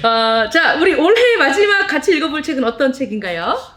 많은 분들이 좀 아실 만한 책일 것 같은데요. 네. 김영하 작가님의 엘리베이터에 낀 그 남자는 어떻게 되었나. 네. 제목이 좀 깁니다. 예. 라는 소설입니다. 이거 단편인가요, 장편인가요? 이 소설은 단편집의 표제작이에요. 그래서 아하. 짧은 소설입니다. 네. 그렇군요. 아주 예전에 읽었던 기억이 납니다. 네, 이게 1999년에 발표되었다가 책으로도 1999년에 묶여져 나와서 약간 좀 세기말적인 분위기에 발표되고 네.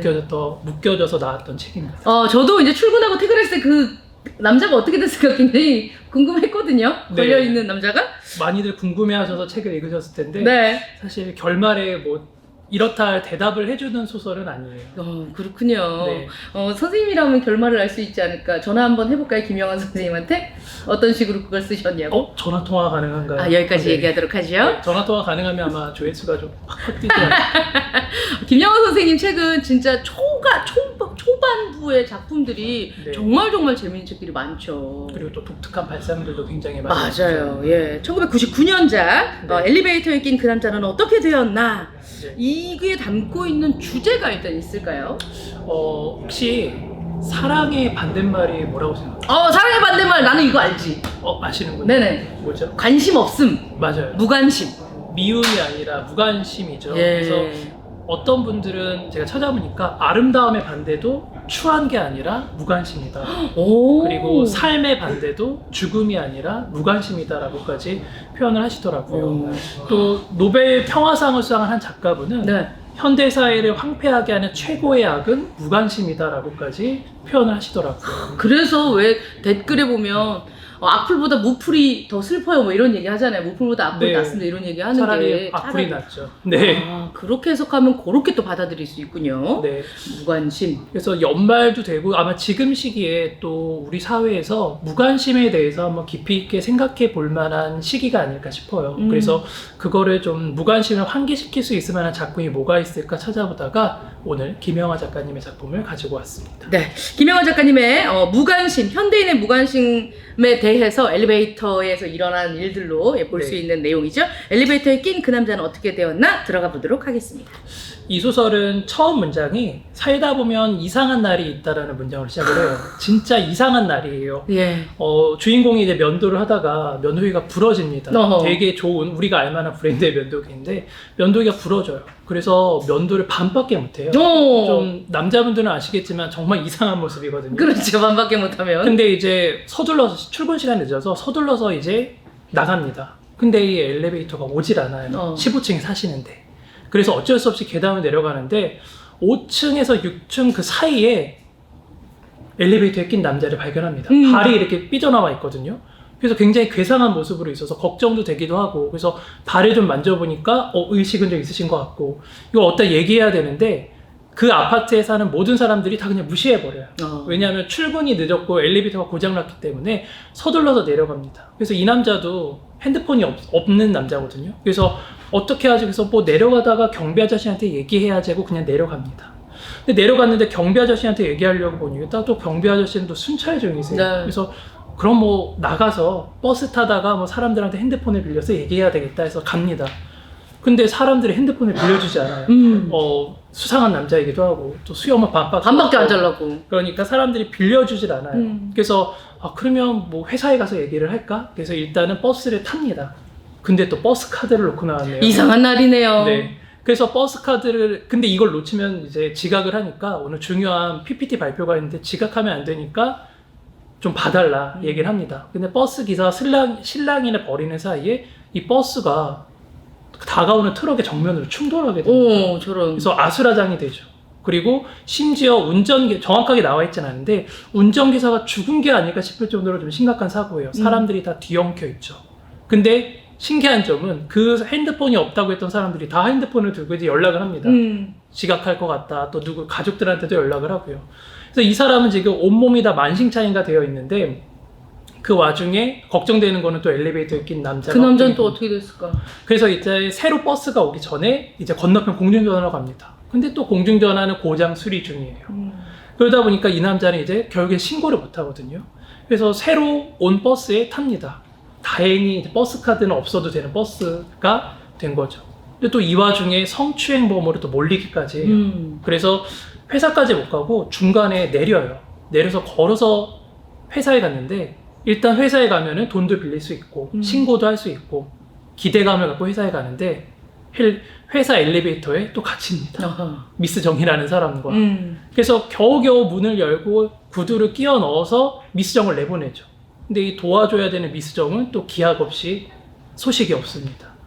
겨우겨우 이제 구조를 받아서 회사에 가니 이 사람 꼴이 정말 말이 아니죠. 옷은 다 구겨져 있고 또 미스 정이 밟고 올라가서 어깨에는 하이힐 자국이 있고 구두는 또 안 신고 있고 역시 수염은 반밖에 없고. 그래서 회사 사람들이 굉장히 이상하게 바라보게 됩니다.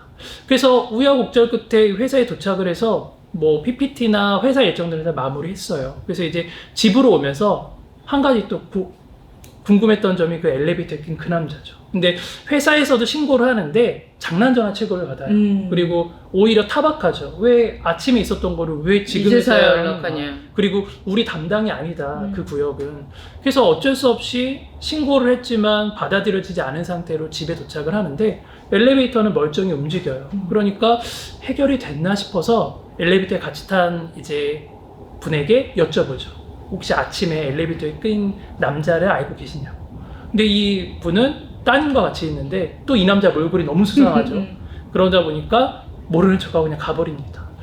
집에 와서 샤워를 하려고 보니까 온수가 안 나와요. 네. 그래서 이제 경비실에 연락을 하면서 물어봐야 되겠다, 경비 아저씨한테. 근데 경비 아저씨는 온수가 안 나올 예정이라는 걸 이미 여러 차례 얘기를 했는데 왜 그걸 몰랐냐고 타박하면서 그냥 끊거든요.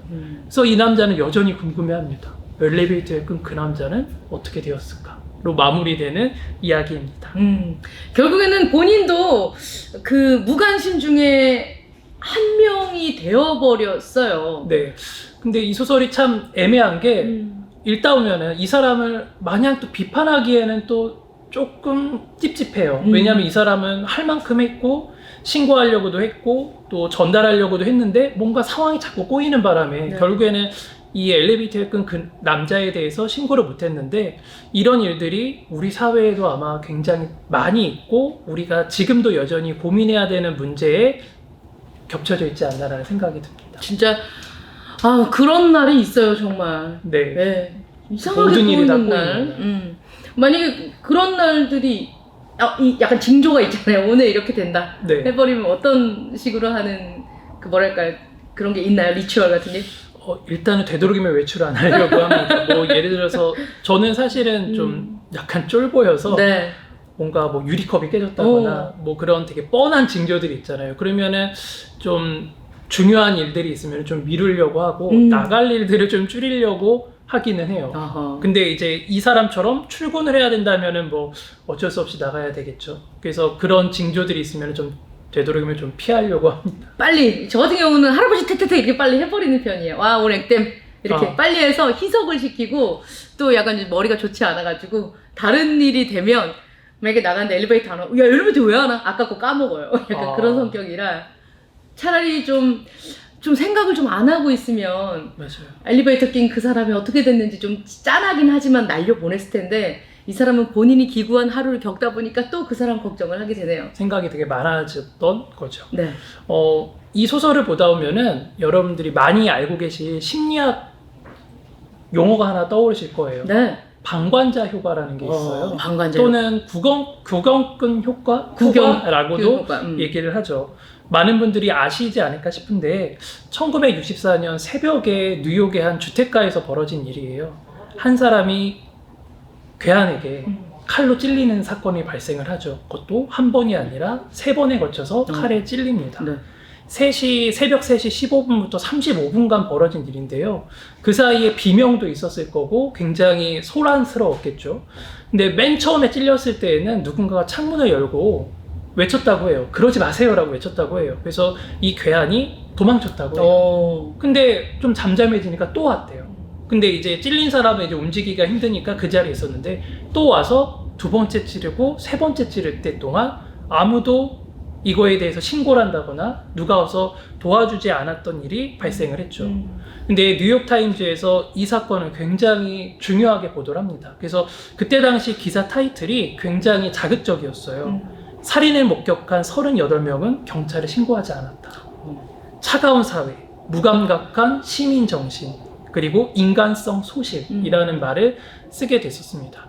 결국 그 사람은 나중에 이제 병원으로 옮겨졌지만 결국에는 사망하게 되었거든요. 네. 그래서 이게 왜 이런 일이 벌어졌을까? 38명이나 보고 있었다면은 누군가가 나서서 도와주면 되지 않았을까? 그리고 과연 이 38명은 나쁜 사람들인가에 대한 문제로 굉장히 뜨거웠다고 해요. 근데 우리 사회는 이게 64년도에 일어난 일이지만 2022년도에도 여전히 방관자 효과는 유효한 것 같아요. 이거와 관련돼서 심리학자분이 얘기하신 게 2가지가 있더라고요. 하나는 책임감 분산.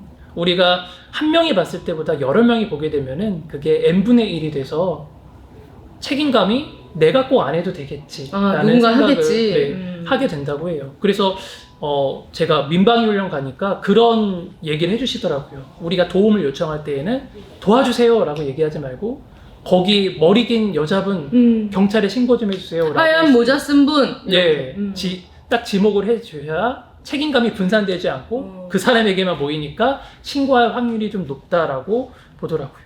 또 하나는 이 소설에서도 볼 수 있는 장면인데요. 동조 현상. 그러니까 남들과 뭔가 다르게 하고 남들과 좀 튀는 행동을 하면은 불안하고 왠지 좀 내가 잘못된 것 같고 생각하게 된다고 하더라고요. 아마 이 소설 속 주인공도 처음에 엘리베이터에 낀 그 남자를 보았을 때 신고할 수도 있고 뭔가 도움을 요청할 수도 있었을 텐데 다른 사람들은 그냥 다 빨리빨리 바쁘게 출근을 하니까 나만 괜히 튀는 행동을 하는 게 아닌가 하는 생각이 있지 않았을까 싶어요. 그래서 그 효과가 지금도 지속되고 있는데 제가 이거는 알고 있었는데 찾아본 뒤의 얘기가 저는 좀 충격적이었어요. 네. 이 범인이 그런 얘기를 했다고 하더라고요. 나는 사회에 기여한 사람이다 라고 얘기했다고 하더라고요. 어떤 면에서? 그러니까 내 덕분에 사람들은 타인이 위험을 처했을 때 도와줘야 한다는 걸 배우지 않았느냐. 그러니까 나는 사회에 기여를 했다. 그러니 내 죗값을 좀 줄여줘야 된다. 라고 얘기했다고 하더라고요. 조금 의미심장하기도 하고 좀 충격적인 발언이기는 하죠. 근데 한편으로는 그렇게 그런 일이 있었는데도 불구하고 우리는 여전히 책임감 분산과 동조 현상 그리고 방관자 효과에서 크게 자유롭지는 못하지 않나라는 생각이 듭니다. 아유, 이렇게 좀 사회 사건 사고들이 큰일이 한 번씩 있으면 네. 전체적으로 올려놓았었던 이 열심히 살아야겠다라고 생각하시는 분들의 전체적인 대한민국 분위기가 쿵 하고 떨어지거든요. 어찌 됐던 간에 올 한 해도 좀 많이 속상하고 굉장히 슬픈 일이 있었죠. 그래서 정말 방금 말씀하신 것들에 좀 네. 슬픈 일들을 우리가 또 이제 목도할 수 있지 않았나 하는 생각이 듭니다. 참사가 계속 끊이고 있진 않죠. 네. 근데 그때마다 이제 많이 거론되는 것 중에 하나가 아마 이 방관자 효과일 네. 거예요. 근데 소설은 이보다 좀 더 극단적이죠. 사고 자체도 그렇지만 남자 혼자 본 거잖아요. 그러니까 책임감이 분산되지 않았을 텐데도 이 남자는 어쨌든 신고를 하지 못했고 근데 또 이 남자를 마냥 비난하기에는 상황적으로 이 남자의 할 말은 분명히 또 있었고 그리고 우리 사회에서는 방관자 효과도 있지만 반대의 경우도 많잖아요. 네. 모두 다 머뭇거리고 있을 때 누군가 한 사람이 나서서 구해주고 했던 일들도 있기 때문에 그냥 단순히 그래 내가 못 도와준 거 내가 관심이 없는 거는 방관자 효과야 라고만 얘기하기에는 또 고민할 만한 여지가 좀 생기는 것 같습니다. 그리고 또 이런 부분도 조금 얘기가 많이 되고 있잖아요. 행여나 내가 나서서 도와줬는데 네. 오히려 이 좋게 나간 게 그쪽에서 상대방에서 억울하게 이제 나를 뭐 의심을 한다던가 혹은 왜 누가 도와주라 그랬냐 구해놨더니 보따리 내놓으라는 식으로 당하게 되면 이런 일들이 한 번, 두 번, 세 번씩 나 사실 도와줬는데 덤탱이 썼어. 내가 사실 그렇게 했는데 내가 의심받았잖아. 이런 얘기들이 얘기되다 보면 그 누가 또 당당하게 나설 수 있겠어요. 맞아요. 그런 또 일들에 대해서. 신고를 하게 되면은 또 경찰서에 계속 또 왔다 갔다 해야 되고. 되니까. 맞아. 그래서 그때 당시에 이 방관자 효과가 나온 이 사건에서도 사람들이 왜 경찰에 신고하지 않았냐고 물어봤을 때 다른 사람이 이미 했겠지라고 생각한 사람들이 38명이 동시에 다 누가 했겠지 이렇게 많은 사람들이 보고 있으니까 누가 했겠지라고 생각하셨고 또 상황이 모호했다라고 보시는 분들도 많으셨다고 해요. 이게 그냥 싸우는 건지 아니면 진짜 심각한 상황인지 명확하지 않아서 이제 신고를 하지 않았다. 근데 그 사이에 이미 이분은 칼에 3번이나 찔려서 굉장히 심각한 상황이었죠. 그러다 보니까 이 일이 그때 당시에만 있었던 일이 아니라 지금도 우리 사회 곳곳에 누가 신고하겠지 혹은 심각한 상황은 아니겠지라는 생각으로 넘겨버리는 일들이 많지 않나라는 생각을 해보게 됩니다. 아, 참. 1999년 작품인데 2022년, 23년에도 네. 요게 별 다를 바가 없어요. 네. 게다가 또 엘리베이터라고 하는 거는 우리가 아주 익숙한 공간이죠, 공간이잖아요. 맞아요. 그리고 또 이런 참사들이나 사건이 우리 정말 의외의 장소에서 일어난 경우는 별로 없는 것 같아요. 우리가 일상적으로 늘 지나다니는 공간, 늘 하루에 몇 번씩 또 마주치는 공간에서 일어나는 일이다 보니까 이 일이 엘리베이터에 낀 남자라는 것도 참 의미심장하게 읽힐 만한 요소인 것 같습니다. 그 뭐 하이니 법칙인가요? 하나의 큰일이 사건이 벌어지기 전에 작은 징조들이 몇 번 네. 있었다. 계속 미끄러지는 사람이 있고 신고하고 이거 어떻게 해야 된다라고 다른 사람들이 몇 번 얘기를 했을 때 눈 감았었던 사람들 그리고 네. 행여나 그렇게 되겠어? 이렇게 큰 이런 어떤 정말 무책임한 맞아요. 그런 마음 때문에 이게 좀 큰 불상사들이 생기잖아 하는 생각이 드네요. 안타깝습니다. 아유, 네. 참. 그래서 이 소설을 읽다 보면은 우리가 무관심하지 말아야 되겠다. 그리고 무관심에도 어떤 타이밍이 있는 것 같아요. 그래서 제때 관심 가져주지 않았을 때에 생기는 문제점들은 맞아, 뭐가 맞아. 있는지, 그리고 상황이 아무리 그렇다고 하더라도 이거를 정말 극복해서 우리가 어떤 신고를 하거나 어떤 이 불상사를 막을 수 있진 않았나 고민해 보게 됩니다. 그래서 이 주인공이 또 회사에 가서는 엘리베이터에 갇히는 꼴이 되잖아요. 네. 그러니까 언제라도 우리는 무관심이 나한테도 올 수 있다는 맞아요. 것을 한번 생각해 보시면은 맞아요. 이 소설이 품고 있는 주제의식도 좀 더 선명하게 나올 수 있지 않을까 싶어요. 그런 생각을 많이들 하고 있기도 해. 나의 일이 될 수도 있다고 생각하기 때문에 많은 분들이 명확하게 이제 사건에 대해서 얘기를 좀 하자라고 하는 그런 분위기인 것 같습니다. 지금도요. 김영하 작가의 엘리베이터 낀 그 남자는 어떻게 되었나를 통해서 지금의 우리 사회의 모습을 좀 볼 수 있었습니다. 작가님 또 말씀하실 것이 있으신가요? 엘리베이터에서 네. 가장 빨리 망가지는 버튼이 뭔지 아세요? 빨리 닫힘! 네, 맞아요. 닫힘 버튼 아닌가요? 닫힘 버튼이 네. 가장 빨리 고장나고 그게 이제 또 계속 교체를 많이 해야 된다고 해요. 다 찔리네요. 저도 진짜 많이 눌리거든요. 손가락이 아니라 우산 끝으로도. 저도 박스 마찬가지입니다. 끝으로도 눌리고. 늘 긁혀있고 가장 많이 고장이 나는 버튼이라고 해요. 이걸 보면은 사실은 우리의 또 무관심의 또 한 부분을 또 볼 수 있지 않나라는 생각이 듭니다. 엘리베이터 안에 그 망가지는 버튼을 통해서 엘리베이터가 처음에 생겼었던 것은 1910년에 조선은행에 생겼다고 해요. 우리나라? 예, 조선은행? 우리나라 최초의 엘리베이터가. 이야, 돈 많은 데는 다르네요, 확실히. 그리고 이제 그때 당시는 화물용이었고 아하. 승객용으로 생긴 거는 이제 1914년에 네. 당시 철도 호텔에 생겼다고 하는데 이때 당시에는 분속 10m였다고 해요. 10m요? 네, 그러니까 걸어가는 게 빠르지 않을까요? 네. 엘리베이터 타는 것보다. 제가 문과라서 좀 헷갈리긴 하는데 계산을 해보니까 조사해보니까 5층 가는데 1분 걸린다고 걸어가는 게 더 빠를지도 몰라요. 근데 현재는 분속 600m라고 해요. 분속 예, 600m. 그 정도의 속도까지 나올 수 있다고 합니다. 그러니까 그럼- 63빌딩에 이렇게 누가 빨리 가나 이런 거를 하는 맞습니다. 거예요, 엘리베이터를 타면. 아하. 그래서 1층서부터 66층까지 35초면은 간다고 해요. 근데 이제 초속 15m 이상이면은 불편함을 느낄 수 있어서 기술은 되는데 너무 빠르면은 불편할 수 있어서 조절하는 단계라고 합니다. 그만큼 시간이 많이 흘렀어요. 예. 그리고 이 소설도 1999년에 나온 소설이고 지금 우리는 2022년을 살고 있죠. 정여울 문화평론가께서 이런 말씀을 하신 적이 있어요. 실제 일어난 재난만큼이나 심각한 것은 타인의 고통과 거리를 두는 현대인의 집단적 무관심이다 라는 말씀하신 적이 있어요. 1999년에 나온 이 소설의 마지막 문장은 이렇습니다. 그래서 지금도 나는 궁금하다. 엘리베이터에 끈 그 남자는 어떻게 되었을까? 시간이 지난 20여 년이 지난 지금은 우리는 이 질문에서 얼마나 벗어났는지 한번 고민해 보시면 좋을 것 같아요. 여전히 그냥 어떻게 되었는지 궁금해하고만 있지는 않은지, 아니면은 이제는 그거에서 한 발짝 나아가서 어떤 액션을 취하고 있지 않은지, 그 고민이 이 소설의 중요한 메시지가 아닐까 싶습니다. 그래도 다행인 건 그 엘리베이터 낀 사람의 입장에서는 누구 하나는 나의 안위에 대해서 궁금해하는 사람이 있다는 것이 네, 아닐까. 한 사람이라도. 네. 그래서 이 소설의 결말에 대한 해석이 굉장히 다양해요. 네. 어떤 분은 환상이었을 거다. 환상.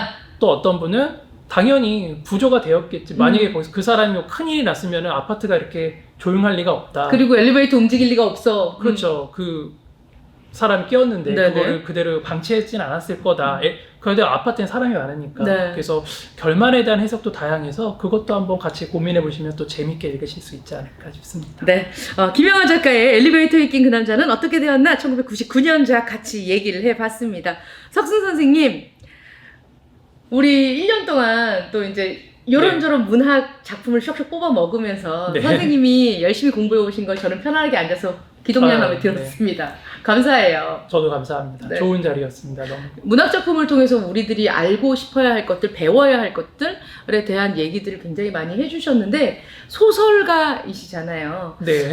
석순 선생님께서는 선생님의 작품을 어떤 식으로 사람들이 읽었으면 좋겠다 하는 그런 것이 있을까요? 모든 문학 작품이 마찬가지고 제가 여기서 소설을 한 달에 한 편씩 소개시켜드리는 마음도 아마 비슷할 것 같아요. 마지막 테마처럼 관심인 것 같아요. 그리고 그냥 무심코 지나칠 만한 사물들이나 무심코 지나칠 만한 사람들에 대해서 한 번 더 생각해 보게 되고 한 번 더 눈여겨보게 되는 장치가 문학이 아닐까 싶어요. 게다가 문학은 이야기다 보니까 그냥 단순히 관심을 가져야 돼 라고 얘기하는 게 아니라 그 사람의 사정과 또 그 사람의 마음 상태를 정말 세밀하게 보여주는 장치거든요. 그래서 아마 문학은 지금까지 제가 소개시켜드렸던 작품도 그렇고 제 소설도 그렇고 문학이 제대로 역할을 하려면은 그 작품을 읽고 한 번도 생각해보지 않았던 사건들이나 한 번도 눈여겨보지 않았던 인물들에 대해서 한 번 더 고민해보고 그 사람은 어떤 생각일까 한번 따져보게 되는 그런 과정이 있으면 가장 좋지 않을까 생각합니다. 확실히 이제 영상으로 처리된 것을 보는 것과 네. 글로 써 있는 것을 보고 내가 다시 사유하고 이걸 다시 회로를 돌려서 아 이럴 수 있겠구나 터득해서 친구들에게 얘기를 나누는 것의 과정은 굉장히 복잡하지만 나를 또 발전시키고 서로 간의 이런 관계들도 발전시키는 것이라는 생각이 들어요. 네, 책 읽기가 사실 어려운 이유 중에 하나는 스스로 생각하고 스스로 이제 결론을 내려야 되기 때문에 누가 결론 내려주진 않거든요. 그래서 어려운 과정인데 그 어려운 과정 덕분에 좀 더 생생하게 다른 사람들의 입장을 생각해 볼 수 있지 않나 싶습니다. 참 우리나라 말이 이렇게 예쁜 말도 많고 정말 어려운 단어들 이런 어디에다가 집어넣느냐에 따라서 내용이 완전히 바뀌는 그런 구조들도 많은데 소설가 선생님들 보면 진짜 대단하다는 생각이 듭니다. 어떻게 우리가 경험하지 않은 것들을 요렇게 해가지고 설명을 해주실까? 와 정말 대단한 직업이에요. 네, 아무래도 다른 분들보다는 네. 열려있는 것 같아요. 관심이 열려있는, 안테나가 이렇게 세워져 있는 것 같아요. 그냥 네. 뭐 버려진 쓰레기를 봐도 저건 뭘까 한번 관심 가져보고 그래서 그 관심들이 아마 모여서 또 한국 작가분들 또 다른 소설가분들 마찬가지겠지만 재미있고 또 의미 있는 이야기들을 많이 쓰고 계시고 앞으로 쓰실 거니까 읽어보시면 좋을 것 같아요. 특히 우리나라 한국 소설가 대단하다는 생각 듭니다. 네. 너무너무 존경하고요. 네, 앞으로도 감사합니다. 석순 선생님의 글 기대하도록 하겠습니다. 감사합니다. 이 언급해 주신 것처럼 정겨울 선생님도 개인적으로 굉장히 좋아하는데 공감을 많이 하고 계세요. 또 심리학 공부도 오래 하셨기 때문에 일단 정겨울 선생님도 개인 SNS가 있으니까 좀 궁금하신 분들은 찾아다니시면서 그분들이 쓰고 계시는 소설가 선생님들의 공감을 나누는 방법 같은 것도 배워보시면 어떨까 하는 생각이 듭니다. 석순 선생님 1년 동안 같이 해주셨는데 저희 서울 책 보고 보이는 라디오 헌책의 시간여행 청취자분들, 시청자분들, 독자님들께 한 말씀 좀 하신다면요?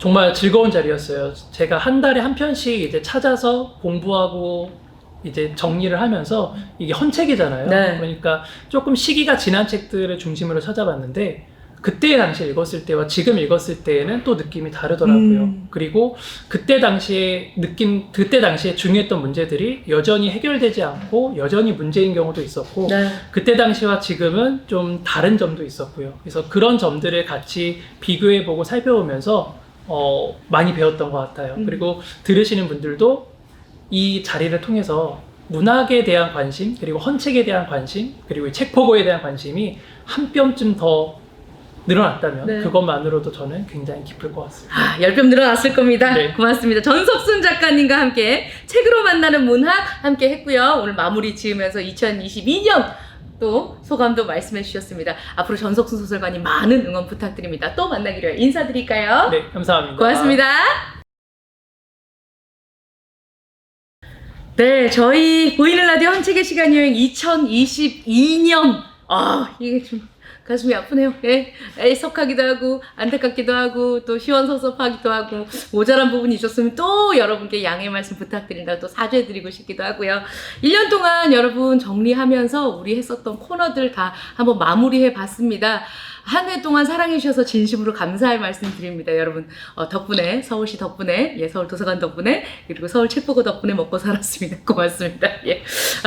책들은 읽을 때마다 알려주는 책들이 많아서 또 읽고 싶다는 생각이 듭니다. 여러분 경험해 보셨으면 정말 많은 분들이 이런 생각 하셨을 텐데요. 이렇게 알려주는 이렇게 좋은 채널과 매체가 있다는 거에 다시 한번 감사의 말씀 드리고, 다음에 또 좋은 기회가 있으면 이렇게 또 인사를 드리고 재미있는 책 이야기 나눴으면 좋겠습니다. 자, 오늘 퀴즈에 대한 정답 발표하도록 하겠습니다. 이 책은 무엇일까요? 오프닝 퀴즈였는데요. 인간은 책을 남겼다. 그리고 책은 우리에게 희망을 남겨주었다.